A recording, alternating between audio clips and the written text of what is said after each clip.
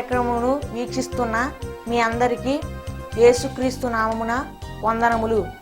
Jesus cares ministries వారి యేసే నా ఆదరణ అను కార్యక్రమునకు స్వాగతము. ఇప్పుడు మా నాన్నగారు పాస్టర్ వై మోహన్ రావు గారు దైవ సందేశం అందించెదరు. ప్రభునందు ప్రియులరా, దేవుని యొక్క వాక్యాన్ని ప్రతి వారము శ్రద్ధతో వినుచున్నందుకు ప్రభు తరపున మీ అందరకు నా యొక్క వందనాలు తెలియజేస్తూ ఉన్నాను. First, I am very thankful to God given this great opportunity to share this word of God with you happily every week. వాక్యాన్ని చదువుకునే ముందు చిన్న ప్రార్థన చేసుకుందాం ప్రియులారా. అందరూ తలలు వంచి కళ్ళు మూసుకోవలసిందిగా కోరుచున్నాను. ప్రేమ కలిగిన మా యేసయ్య, మీ పరిశుద్ధమైన పాదములకు స్తుతులు స్తోత్రములు చెల్లించుకుంటున్నాం తండ్రి. ఇదిగో నా ప్రభా, నీ వాక్యాన్ని వినిచున్న మీ ప్రియబిడ్డలు ఎంతో శ్రమనక నా తండ్రి మీ వాక్యాన్ని వినడానికి మీరు ఇచ్చినటువంటి ఈ గొప్ప అవకాశాన్ని బట్టి మీకు వందనాలు చెల్లించుకుంటున్నాం తండ్రి. ప్రతి వారు కూడా మిమ్మల్ని తెలుసుకోవాలనేటువంటి ఆశ మీ ప్రియబిడ్డల్లో పుట్టించండి తండ్రి. మిమ్మల్ని తెలుసుకోవాలనేటువంటి జిజ్ఞాస వారికి కలుగ చేయండి నాయన.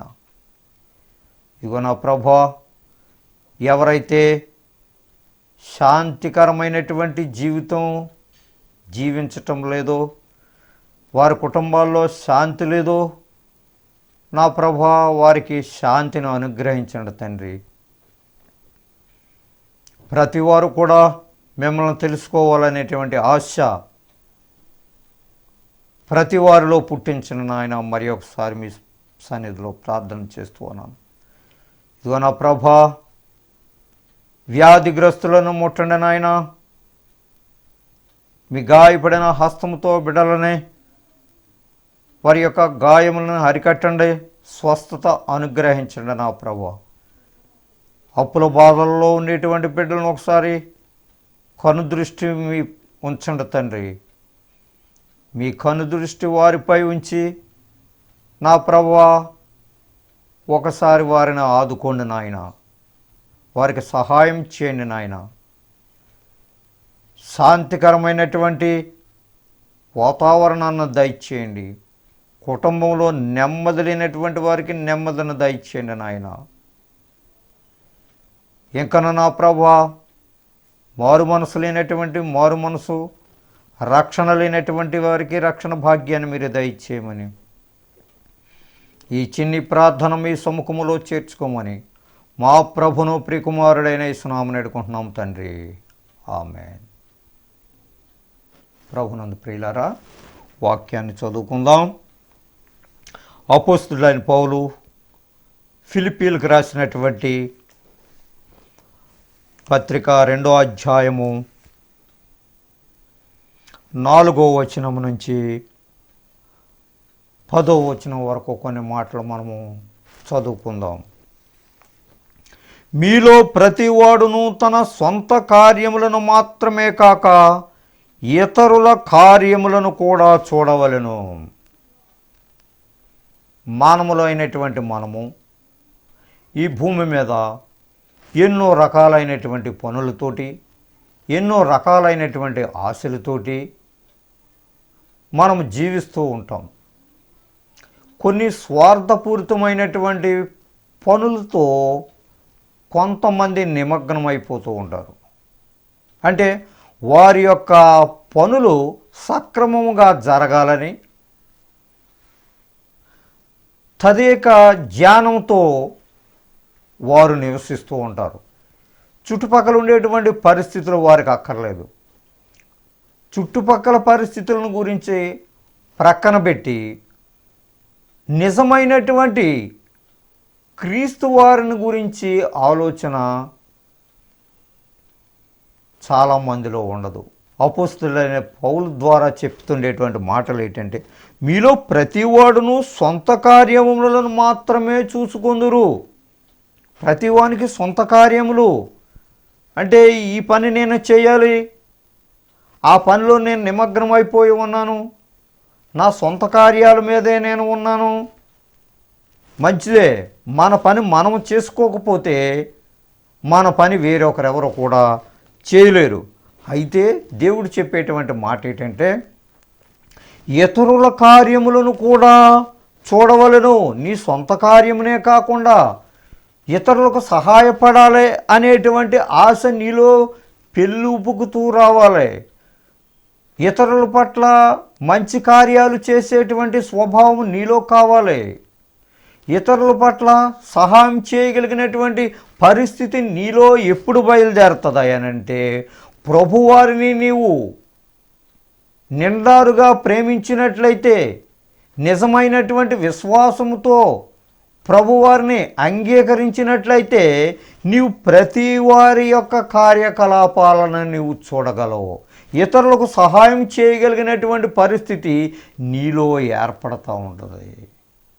ప్రభు యొక్క ప్రేమ నీలో ఎప్పుడైతే దిగజారిపోయిందో అప్పుడు నీలో ఏం ప్రవేశిస్తుందని అంటే, సాతానుడు ప్రవేశించి నీ యొక్క స్వార్థం గురించే నీవు ఆలోచించుకుంటావే తప్ప ఇతరుల గురించి నీవు ఆలోచన చేసేటువంటి శక్తి నీలో ఉండదు. అదే అధ్యాయములో 21వ వచనములో ఒక చక్కని మాట ఉంది, అక్కడ చూడండి. అందరూ తమ తమ సొంత కార్యములనే చూచుకొనుచున్నారు కానీ యేసుక్రీస్తు కార్యములను ఎవ్వరూ చూడరు. దేవునికి స్తోత్రం. చూసారా, అక్కడే మనకు ఆన్సర్ ఇచ్చారు. ప్రతివాడును అందరును తమ తమ సొంత కార్యములనే చూచుకొనుచున్నారు కానీ యేసుక్రీస్తు కార్యములను చూడరు. యేసుక్రీస్తు కార్యాలను చూడాలని అంటే అది ఎంతో కష్టతరముగా కనపడుతుంది. యేసుక్రీస్తు వారి యొక్క సేవ చేయాలని అంటే ఎంతో కష్టతరముగా కనపడుతుంది. అదే నీ యొక్క సొంత కార్యాన్ని చేసుకోవాలని అంటే నీవు వేగిరిపడే ఆ పనిని పూర్తి అయ్యే వరకు కూడా ఆ పనిని విడిచిపెట్టవు. అలాగే దేవుని యొక్క కార్యం చేయాలని అంటే, దేవునికి ఏమైనా ఒక చందా ఇవ్వాలని అంటే, దేవుని యొక్క మందిరాన్ని కట్టాలని అంటే, దేవుని భక్తుల పట్ల ఏదో ఒక రకమైనటువంటి మంచి పని నీవు చేయాలని అంటే నీవు చేయలేవు, ముందుకు రాలేవు నువ్వు. ఎందుకనంటే నీ యొక్క సొంత కార్యం వైపే నువ్వు మొగ్గు చూపుతూ ఉన్నావు. కాబట్టి యేసుక్రీస్తు వారి యొక్క కార్యాలని ఎవరు చూడరు. దేవుని కార్యాలని నీవు ఉచితంగా చేయడానికి నీ మనసు అంగీకరించదో. దేవుని వాక్యం ఇక్కడ తేట తెల్లముగా కనబడుతుంది. దేవుని యొక్క పరిచర్య చేయాలనంటే నువ్వెంతో మంచివాడవైతేనే, నీలో ఎంతో దేవుని యొక్క ప్రేమ ఉంటేనే, నీలో భయభక్తులు కలిగేటువంటి జీవితం నీలో ఉంటేనే దేవుని యొక్క కార్యాలనే నీవు మంచిగా చేయగలుగుతావు. లేకపోతే నువ్వేం చేస్తావంటే దేవుని యొక్క కార్యాలని చెడగొట్టడానికి చూస్తూ ఉంటావు. ఎందుకనంటే నీవు స్వలాభాన్ని కోరుకునేటువంటి వ్యక్తివి.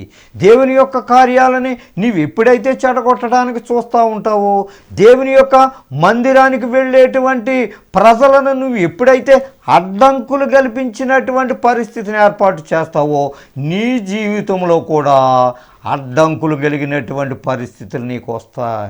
ఎందుకనంటే దేవుని కార్యాలని నీవు చేయనివ్వటం లేదు.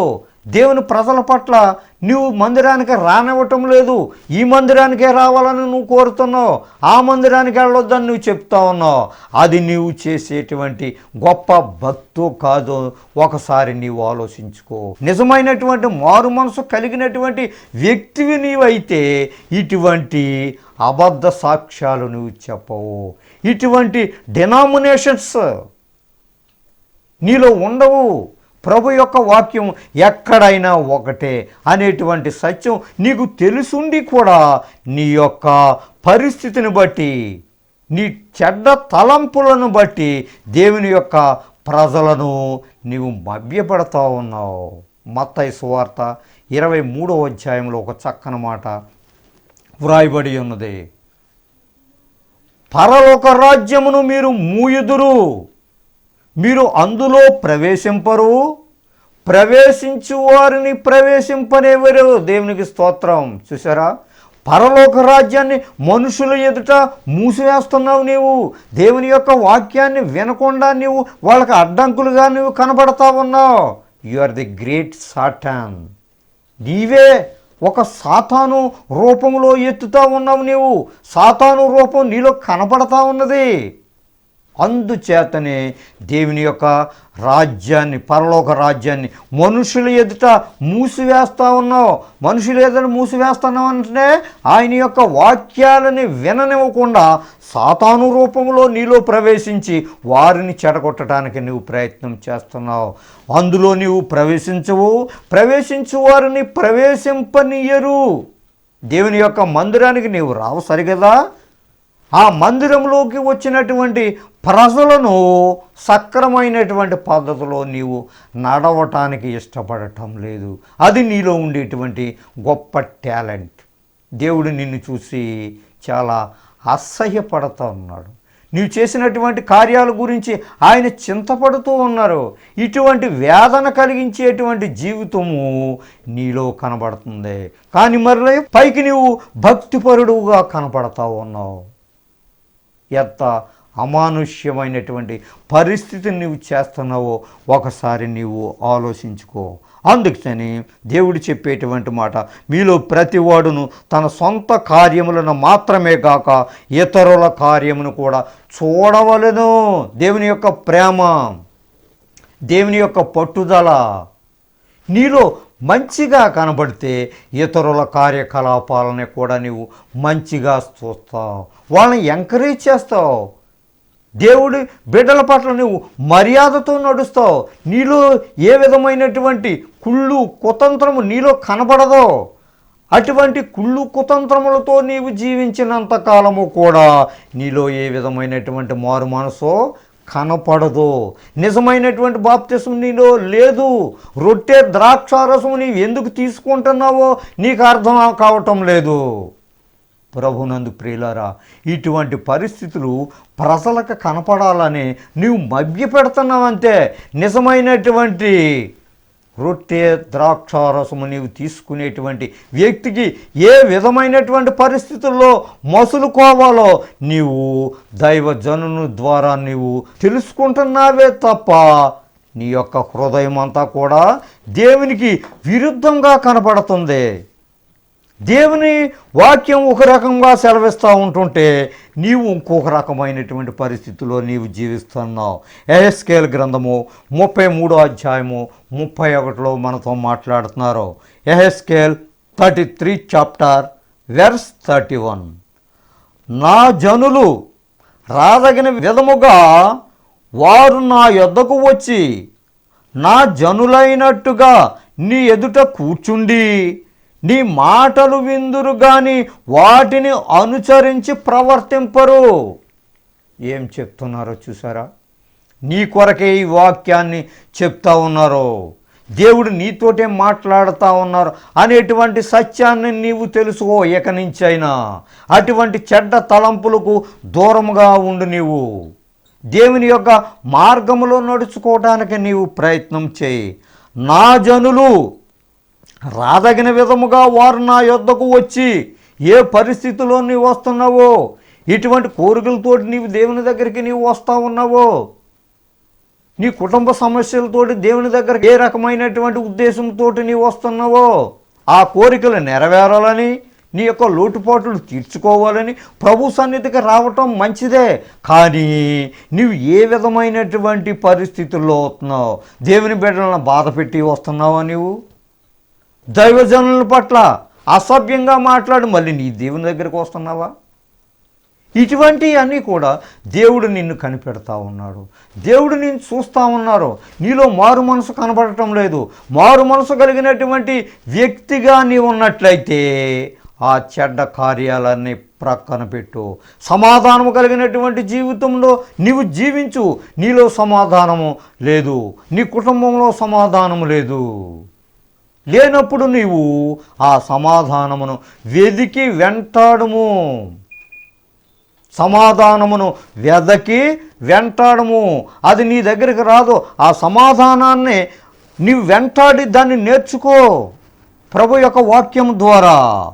దేవుడు చెప్పేటువంటి మాట, నా జనులైనట్టుగా నీ ఎదుట కూర్చుండి నీ మాటలు విందురు గాని. ఎంతో భక్తితో నీవు దేవుని ఆరాధిస్తున్నట్టుగా నువ్వు యాక్ట్ చేస్తూ ఉన్నావు, ఎంతో భక్తి ఉన్నట్టుగా చెప్తా ఉన్నావు, నీ పరిస్థితులన్నింటినీ కూడా ఎక్స్పోజ్ చేస్తున్నావు అందరూ చూడాలని. కానీ నీలో ఏ విధమైనటువంటి నిజమైనటువంటి దేవుని యొక్క ప్రేమ నీలో లేదు. దేవుని ఎదుట ఒకసారి నువ్వు మాట్లాడు, నీ హృదయాన్ని తెరిచి దేవునితో మాట్లాడినట్టయితే దేవునికి నీకు మధ్య ఎంత మంచి సంబంధము ఉన్నదో నీకే అర్థమవుతుంది, ప్రజలకు కాదు అర్థమయ్యేది.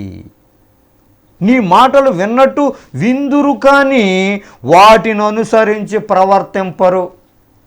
నువ్వు మాటలు చెప్తున్నావంతే, కానీ దేవుని యొక్క వాక్యాన్ని వింటున్నావని అంతే. విన్నట్టు విని వాటికి వ్యతిరేకంగా నడుస్తున్నావు. మళ్ళా నీ ప్లాన్లు నీయే, నీ కుతంత్రం నీదే, నీ రాజకీయం నీదే. అటువంటి రాజకీయం కలిగినటువంటి పరిస్థితి నీలో ఉన్నంతకాలము నీ బ్రతుకు చీకటమయమైపోతూ ఉంటుంది. వెలుగు నీ బ్రతుకులో చూడవు. వెలుగంటే నీకు అసహ్యము, చీకటంటే నీకు ప్రేమ. దేవుడు వెలుగై ఉన్నాడు. I'm the light of the world, నేను ప్రపంచానికే వెలుగునై ఉన్నాను అని దేవుడు చెప్తా ఉంటుంటే నీవు ప్రపంచానికి చీకటిమయమైనటువంటి వ్యక్తిని నేనని నీవు రుజువు చేసుకుంటా ఉన్నావు. మరలా నీకు రొట్టి ద్రాక్షారసం రెడీగా ఉంటుంది అక్కడ. ఎందుకు తీసుకుంటున్నావు నీవు? దీనికి ఏమైనా అర్థం ఉందా? నీ బ్రతుకులో మంచితనం ఏమైనా కనపడతా ఉందా? రొట్టి ద్రాక్షారసానికి ఇవ్వగలిగినటువంటి విలువను నువ్వు ఇవ్వటం లేదు. వాక్యాన్ని వింటున్నావే కానీ, దగ్గర కూర్చుంటున్నావే కానీ నీ పనులు నీవు చెడ్డగా ప్రవర్తిస్తున్నావు, వాటిని అనుసరించి ప్రవర్తించటం లేదు. ఇంకొక మాట, వారి నోటితో ఎంతో ప్రేమను కనపరుచుదురు కానీ. ఎంతో ప్రేమ కలిగినటువంటి మాటలు ఇతరులతో నువ్వు మాట్లాడుతున్నావు. ఎంతో చారిటబుల్ చేసినటువంటి వ్యక్తిగా నీవు ఇతరులకు కనబడతా ఉన్నావు. తేనె కలిగినటువంటి మాటలను మాట్లాడుతున్నావు. అమాయకులైనటువంటి వారితో మంచిగా స్నేహం చేస్తున్నావు. మంచి మాటలు చెప్పినట్లుగా నటిస్తున్నావు. ఈ వాక్యం యొక్క అర్థం అదే. వారి నోటితో ఎంతో ప్రేమను కనబరుచుదురు కానీ. ఇవన్నీ కూడా మనము తెలుసుకోవలసినటువంటి మాటలు. ప్రతివాని యొక్క హృదయము భయంకరమైనటువంటి దానిని ధ్యానించును. యెషయా గ్రంథంలో ఉంటుంది చక్కని మాట. ప్రతివాని హృదయము భయంకరమైనటువంటి దానిని బట్టి ధ్యానించును. అస్తమాటు నీకు ఏదో రకమైనటువంటి మాటలు ఉండాలి.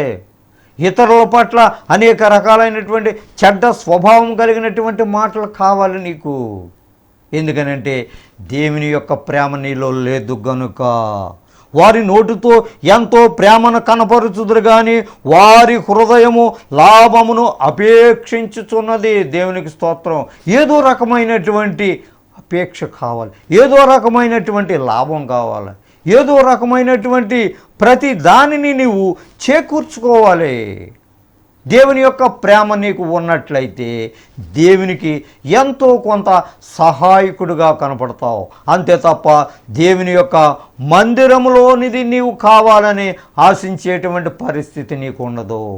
ఎంతో గొప్ప బోధలు చేసినప్పటికీ కూడా నీ యొక్క పరిస్థితి అంతా కూడా అంధకారమయమే అవుతుంది. ప్రభునందు ప్రియులారా, దేవుని యొక్క వాక్యానికి విలువిచ్చినటువంటి సహోదరుడు అయితే నీవు దేవుని యొక్క వాక్యానికి విలువనిస్తావు, దేవుని యొక్క వాక్యాన్ని అర్థం చేసుకుంటావు. ఈ వాక్యం నీ కొరకే అని నువ్వు తెలుసుకుంటావు. అంతే తప్ప ఈ వాక్యాన్ని చెప్పినటువంటి వ్యక్తి మీద నువ్వు తిరగబడవు. తిరగబడినటువంటి జీవితం నీలో కనబడిందంటే దేవుడు కూడా నిన్ను అంధకారమయం చేస్తాడో. ఇది మాత్రం నిజమైనటువంటి సంగతి. నీవు నివసించే భూమి మీద నీ యొక్క దినములు కొద్దిగానే కనబడతావు. ఎందుకనంటే దేవుని పట్ల నీవు అసభ్యకరమైనటువంటి మాటలు మాట్లాడవు కనుక నీవు అర్థం చేసుకో. దేవుడు నీతో మాట్లాడుతున్నారు. నువ్వెవరిని అడుగుతావు? దేవుణ్ణి అడుగు. ప్రభునందు ప్రియులారా, ఇంకొక మాట, నీవు వారికి వాద్యం బాగా వాయించుచు మంచి స్వరము కలిగిన గాయకుడుగా ఉందువు. వారు నీ మాటలు విందురు గాని వాటిని అనుసరించి నడుచుకొనరు. దేవునికి స్తోత్రం. నీకు ఎవరైనా చెప్పినట్లయితే, ఎవరైనా మంచి మాటలు చెప్పినట్లయితే, ఎవరైనా చెడ్డ మాటలు చెప్పినట్లయితే వాటిని ఎంతో శ్రద్ధతో వింటావు. శ్రద్ధ కలిగినటువంటి జీవితం ఎటువంటి వారికి వస్తుంది? చెడ్డ కలిగినటువంటి జీవితం వారితోటే స్నేహం చేసినప్పుడు ఇటువంటి చెడ్డ లక్షణాలతోటే నీవు ఉంటావు. వారికి ఎంతసేపు నీవు బోర ఊదుతావు. బోర ఊదటం అంటే వారి చెడ్డ మాటలతోటి నీవు ఏకీభవిస్తావు, వారిలో కలిసిపోతావు, దేవుని యొక్క వాక్యాన్ని ప్రక్కన పెడతావు. అది నీకు ఇష్టం. కానీ నువ్వు భక్తిపరుడు అని నువ్వు చెప్పుకుంటున్నావు, మరలా భక్తిపరురాలుగా పరిగణింపబడుతున్నావు అని అనుకుంటున్నావు. కానీ నీలో ఏ విధమైన దైవ ప్రేమ నీలో లేదు. ప్రభునందు ప్రియులారా, వాటిని అనుసరించి నడుచుకొనరు. నీలో నిజమైనటువంటి భక్తి, నిజమైనటువంటి ప్రేమ, దేవునిలో ఉండేటువంటి అనురాగము, దేవునిలో ఉండేటువంటి వాత్సల్యత నీకు ఉన్నట్లయితే పైన చెప్పిన మాటలన్నిటినీ కూడా మనసులో పెట్టుకుంటావు. ప్రభునందు ప్రియులారా, దేవుని వాక్యం ఇలా సెలవిస్తుంది. యెషయా గ్రంథం 30వ అధ్యాయము 18లో ఇలా మాట్లాడుతున్నారు. ద బుక్ ఆఫ్ యెషయా చాప్టర్ 30 verse 18. ఈ విధమైనటువంటి పద్ధతిలో నువ్వు ఉన్నప్పటికీ కూడా మీ అందు దయ చూపవలనని యెహోవా ఆలస్యం చేయుచున్నాడు. దేవునికి స్తోత్రం. దేవుని యొక్క ప్రేమ ఎంత గొప్పదో చూసారా? ఇటువంటి కరుడు గట్టినటువంటి మనసుతోటి నీవు ఉన్నప్పటికీ కూడా, ఇటువంటి చెడ్డ లక్షణాలతోటి నీవు జీవించినప్పటికీ కూడా దేవుడు ఏం చేస్తున్నారు? నీ యందు దయ చూపవలనని యెహోవా ఆలస్యం చేయుచున్నాడు. నిన్ను కరుణింపాలని, నిన్ను కనికరించాలని, ఆయన యొక్క ప్రేమను నీ మీద కుమ్మరించాలని ఆయన వెయిట్ చేస్తున్నాడు, దయ చూపిస్తున్నాడు, ఆలస్యం చేస్తున్నాడు. ఎందుకని? ఇంకా నీవు మార్పు చెందుతావేమో అని. ఇంకా సమయం ఇస్తున్నాడు దేవుడు నీకు, కానీ ఆ సమయాన్ని వృధా చేసుకుంటా ఉన్నావు. నీ యొక్క పనులు దేవునికి విరుద్ధంగానే జీవిస్తూ వస్తున్నావు. కానీ అది కాదు, నీ యందు దయ చూపవలనని ఆయన ఆలస్యం చేయుచున్నాడు. మిమ్మల్ని కరుణింపవలనని ఆయన నిలబడి ఉన్నాడు. దేవునికి స్తోత్రం. He's waiting for you, he's standing for you. నీ గురించి ఆలస్యం చేస్తున్నాడు, నీ కోసమే నిలబడి ఉన్నాడు. నువ్వు మార్పు చెందాలని, నిజమైనటువంటి మనసుతోటి ఆయన ఆరాధించాలని, నిజమైన సత్యముతోటి ఆయన ఆరాధించాలని ఆయన వెయిట్ చేస్తున్నాడు, ఆలస్యం చేస్తున్నాడు. యెహోవా న్యాయము తీర్చువాడు, ఆయన నిమిత్తము కనిపెట్టుకొని వారందరూ ధన్యులు. దేవునికి స్తోత్రం. చూసారా? ఆయన నీ కోసమే వెయిట్ చేస్తున్నారు. కాబట్టి ఆయన న్యాయం తీర్చేటువంటి దేవుడు. కాబట్టి ఆయన నీ నిమిత్తము కనిపెట్టుకొని వారందరూ కూడా ధన్యులు. ఆయన ఇచ్చేటువంటి రక్షణ భాగ్యం కొరకు కనిపెట్టేటువంటి వారందరూ ధన్యులు. ఆయన గురించి మారు మనసు పొందినటువంటి బిడ్డలందరూ కూడా ధన్యులు. ఎందుకనంటే ఆయన నీవు చేసినటువంటి పాపముల కొరకు సిలువ మీద మరణించారు కనుక నీకు ఆ రక్షణ భాగ్యము కలిగింది. ఆ రక్షణను ఆ విధముగానే కంటిన్యూ చేస్తే, ఆ విధంగానే నీవు కొనసాగిస్తే నీవు దేవుని బిడ్డవుగా పరిగణింపబడతావు. అటువంటి కృపా దేవుడు మనందరకు దయచేయనుగాక. రోమేలకు రాసిన పత్రిక 12వ అధ్యాయము 3వ వచనం నుంచి 10వ వచనం వరకు ఇలా రాయబడి ఉన్నది. తన్ను తాను ఎంచుకొన తగిన దానికంటే ఎక్కువగా ఎంచుకొనక దేవుడు ఒక్కొక్కనికి విభజించి ఇచ్చిన విశ్వాస పరిమాణ ప్రకారము తాను స్వస్థ బుద్ధి గలవాడొకటకై తగిన రీతిగా తన్ను ఎంచుకొనవలనని నాకు అనుగ్రహింపబడిన కృపను బట్టి మీలోనున్న ప్రతివానితోనూ చెప్పుచున్నాను. ఒక్క శరీరములో మనకు అనేక అవయవములుండినను ఈ అవయవములన్నింటికీ ఒక్కటే పని ఎలాగూ ఉండదో అలాగే అనేకులమైన మనము క్రీస్తులో ఒక్క శరీరముగా ఉండి ఒకనికొకరము ప్రత్యేకముగా అవయవములమై ఉన్నాము.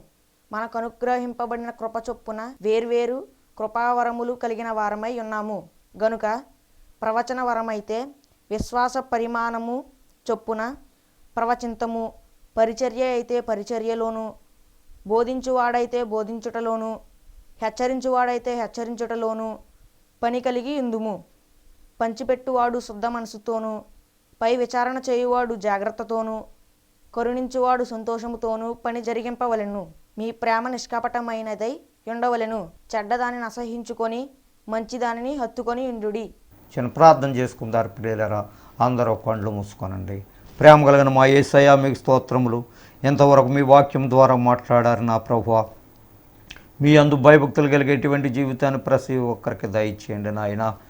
ప్రతి వారి యొక్క హృదయాలను మీ వాక్యముతో కడుక్కునేటువంటి శక్తిని, భాగ్యాన్ని అనుగ్రహించండి నాయన. ఈ సమయంలో వ్యాధిగ్రస్తులను ముట్టండి, వారిని స్వస్థపరచండి నాయన. ఇదిగో నా ప్రభా, కుటుంబంలో శాంతి లేనటువంటి వారికి మీ శాంతిని దయచేయండి నా ప్రభు. అప్పుల బాధలో ఉండేటువంటి వారిని నా ప్రభా, వారి యొక్క అప్పులను తీర్చండి నాయన. వారికి శాంతి సమాధానాన్ని దయచేయండి ప్రభా. అన్నిటికంటే ముఖ్యంగా మారు మనసు లేనటువంటి బిడ్డలకు మారు మనసును దయచేయండి నాయన. మీ రక్షణ భాగ్యాన్ని వారికి దయచేయండి తండ్రి. ప్రతి వారు కూడా మీ అందు భయభక్తులు కలిగేటువంటి జీవితాన్ని ప్రసాదించమని ఈ చిన్ని మనములు మీ పరలోకంలో చేరనేమని మా ప్రభువుని ప్రియకుమారుని యేసునామమున వేడుకుంటున్నాం తండ్రి. ఆమేన్.